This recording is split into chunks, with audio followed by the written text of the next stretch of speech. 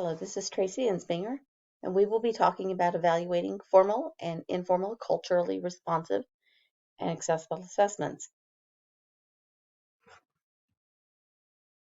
Assessments and evaluations. Assessments are a related series of measures used to determine a complex attribute of an individual or a group of individuals. It involves gathering and interpreting data about student-level attainment and learning goals. Assessments imply there will be some sort of improvement. Assessments can identify students' strengths and weaknesses, and teachers can use the information to guide their teaching or curriculum to give students support or enrichment where they need it the most. Assessments have four basic components. They measure improvement over time, they motivate students to study, they evaluate teaching methods, they rank students' abilities in relation to the whole group. Evaluation, on the other hand, measures or observes the process to judge or determine the value by comparing it to some others or some kind of standard process. Evaluations imply a critique of effectiveness and is a tool for learning. Evaluations have five basic components: articulating the purpose of the educational system, identifying and collecting relevant information, having ideas that are valuable and useful to learners, analyzing and interpreting information for learners, classroom management or classroom decision making, establishing coherence and coordination with assessment and evaluations. Coherence is a word for being consistent, logical, unified. Similarly, cohesion is a word for continuity, unified, together. How do evaluations and assessments work together to support learning? Both assessments and evaluations specify criteria to observe in a performance or outcome, according to Bayer. Both processes provide a benchmark for establishing learning and critiquing effectiveness of resources such as curriculum and teaching. Assessments are used to guide teaching and learning. According to Fisher, it provides useful feedback to both instructors and about the extent to which students are successfully meeting course learning objectives. Evaluations judge student learning and understanding of the material for purposes of grading and reporting. Both can be used to affect the quality of student performance, whether it is the present or future. Both processes result in data. Referring back to the key components of assessments and evaluations, both processes can be used by teachers to assess their effectiveness. Recall that assessments can be used to evaluate teaching methods, and evaluations can be used for classroom management or classroom decision making. Teaching methods and classroom decision making are both used to best support students through finding new strategies or deciding whether or not students in class need more differentiation or kinesthetic learning versus auditory. Oftentimes, assessments are summative, so the data cannot be used on the class, but the teacher can see the data to determine if a standard needs more time spent on it, especially if the previous year's data shows the same level of learning on that standard.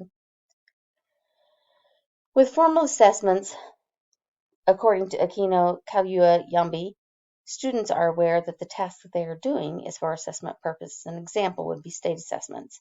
State assessments tend to be more reliable and valid. They're aligned to state standards. They're norm referenced.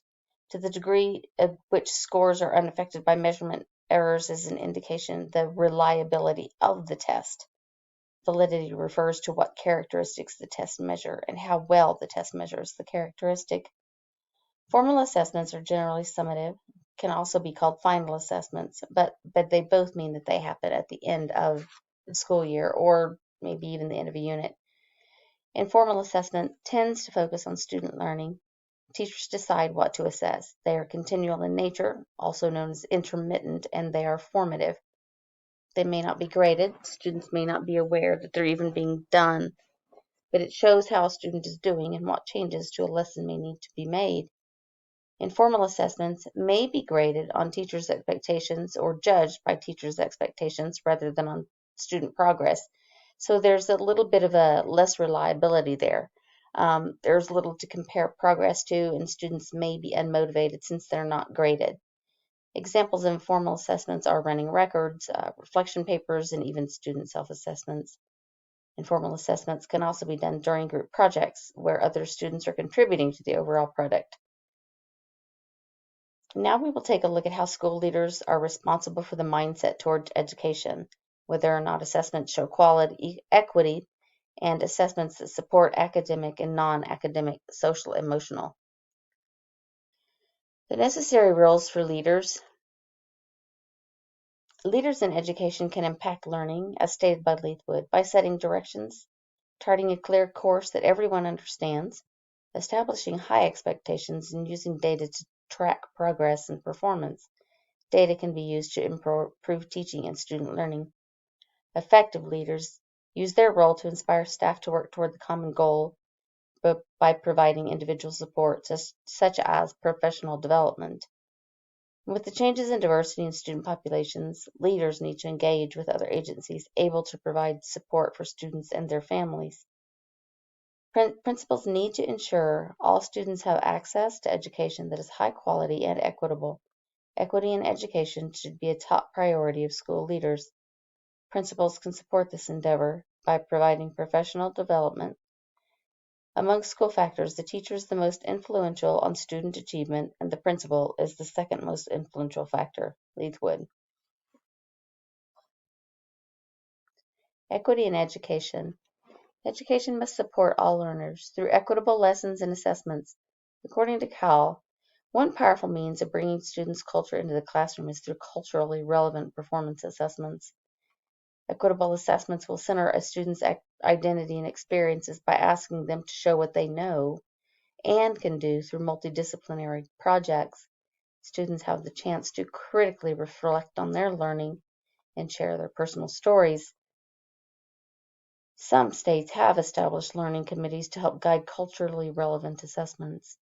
What educators teach in class should be combined with already existing knowledge of the student, being able to apply that existing knowledge and helping that student to apply that knowledge themselves is culturally responsive teaching. It pulls out the existing knowledge and applies it to current learning. Culturally responsive teaching brings a positive light to cultural differences and validates students' experiences and knowledge. Teachers that develop a pedagogy that is student-centered and supports student cultural differences in learning and are used to support that students' learning through integrating their cultural knowledge. Implementing culturally responsive teaching may include working to use educational funds for curriculum that supports multicultural learning, providing staff development, or collaboration time to support teachers in becoming culturally responsive and examining any biases they may have. According to Slater, schools are not just places where students acquire academic skills. Social and emotional support in education is very important. The teacher's role in student well-being. How students experience school will impact the rest of their lives. Teachers that are able to genuinely connect with their students, show support, and give a sense of belonging are able to help students regulate their emotions. Student well-being refers to how they are developing mentally and physically. Students can be intrinsically motivated when their well-being is addressed.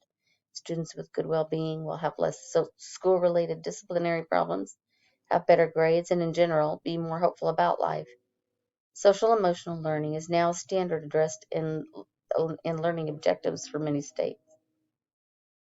For SEL to be effective, there needs to be a way to measure the outcomes of the lessons. Many Kansas schools use the Kansas Communities That Care Kctc Assessments.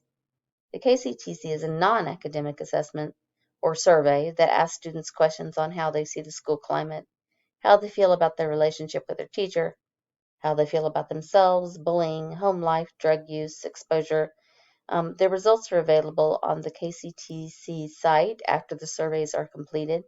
Students are assessed in 6th, 8th, 10th, and 12th grades. Kctc does provide coherence and cohesion with assessments because it can be used to establish feelings from aggregate groups that may affect assessment outcomes. For example, if you have a group of students that are socio and economically impoverished, you can see on their survey, you can see the results, the aggregated results, not specific students, and then compare it to your state assessments and see if that's affecting attendance, which also affects grades. KCTC can also support digital literacy by addressing any digital bullying that may be happening that students may prefer to remain anonymous about. To improve academic learning in our school, the following will be implemented. The school will be reviewing our current curriculum to determine whether or not it addresses culturally responsive teaching, as well as establishing dates on the school calendar professional development in culturally responsive teaching and possible bias, as well as staff collaboration days. We will collaborate with teachers and we will be exchanging ideas, assessing a student's native language and/or allowing that student to demonstrate their knowledge and context to their cultural to be teaching in a culturally relevant and responsive way. Also, our district will create a community engagement team to reach out and bring the school and community together for the betterment of our stakeholders.